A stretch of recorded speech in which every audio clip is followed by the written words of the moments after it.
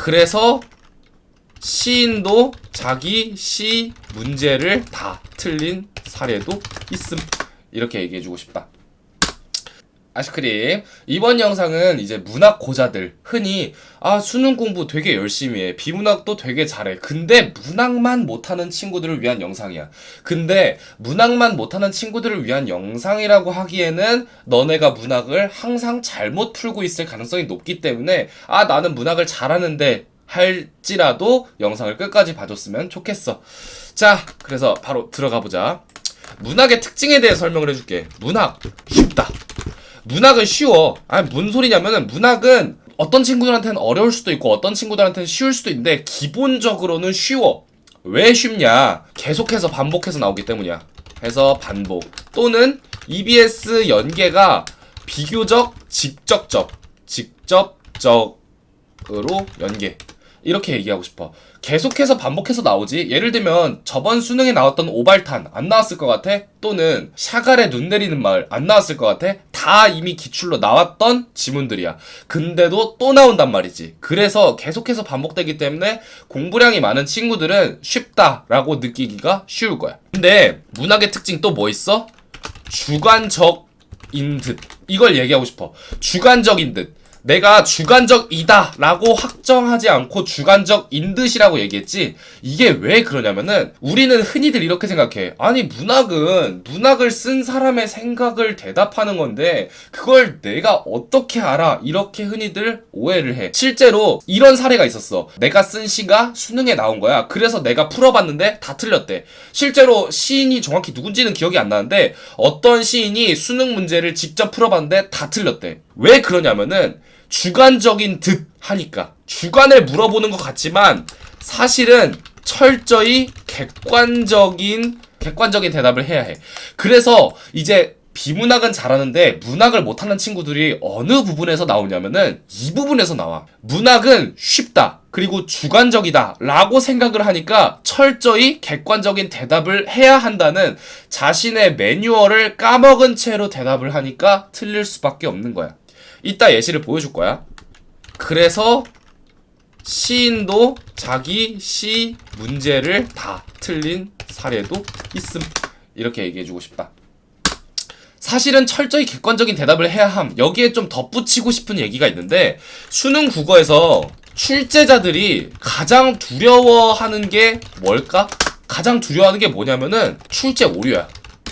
출제 오류. 왜냐면 수능 문제 어려우면 그냥 어려운 대로 넘어가, 쉬우면 쉬운 대로 넘어가. 근데 출제 오류가 떴다라고 하면은 입시가 다 치르고 나서 오류가 발견되는 경우도 있어서 입시가 완전히 대혼동이 온단 말이야. 누구는 떨어져야 할 대학에 붙게 되고 누구는 붙게 될 대학에 떨어져야 하는 경우가 생긴단 말이지. 그래서 출제 오류를 가장 무서워해. 근데 출제 오류를 가장 무서워하는데 정말 문학을 주관적이게 낼까?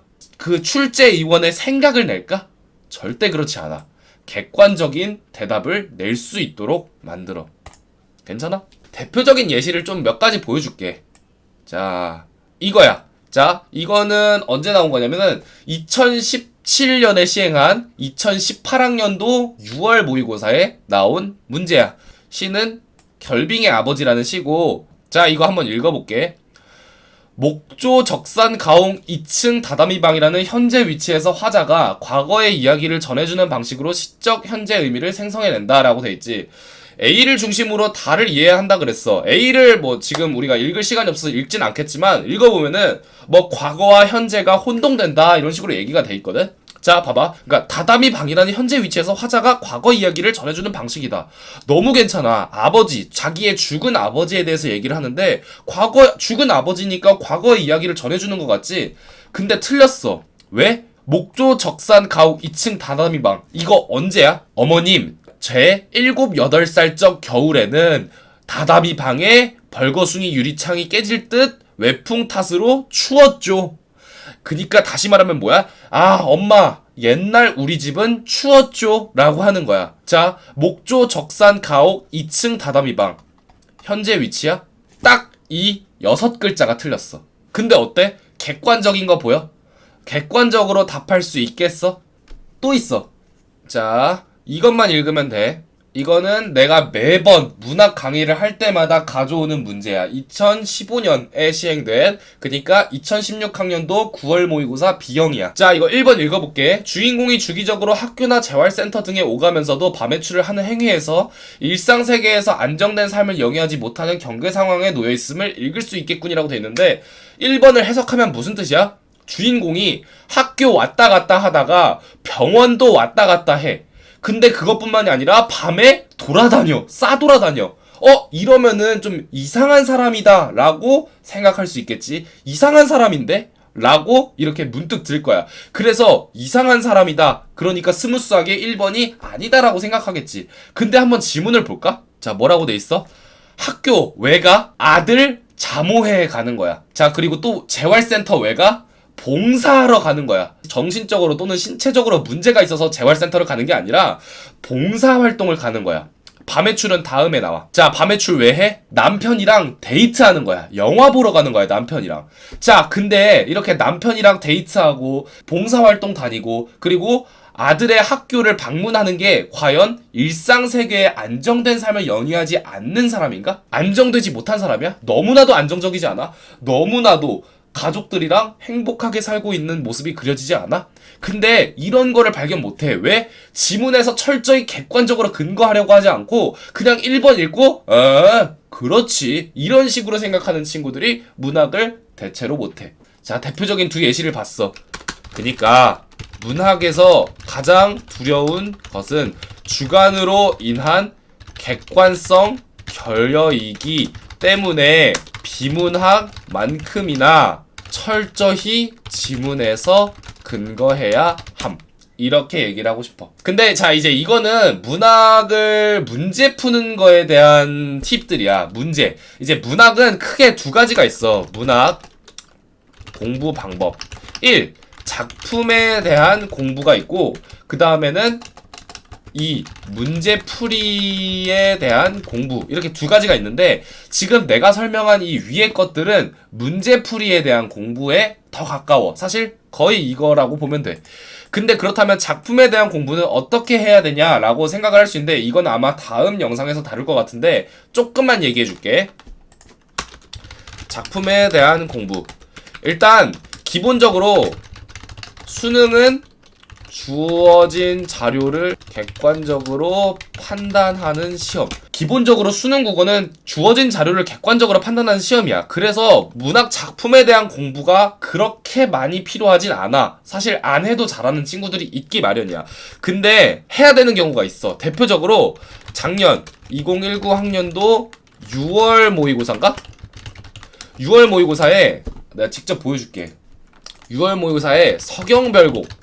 근데 예외적인 경우가 이런 게 있어. 자, 기본적으로 수능 국어는 주어진 자료를 객관적으로 판단하는 시험이라 그랬지? 그러면은 주어진 자료를 해석만 할 수 있으면 쉽게 문제를 풀 거야. 근데 문제인 게 이런 거야.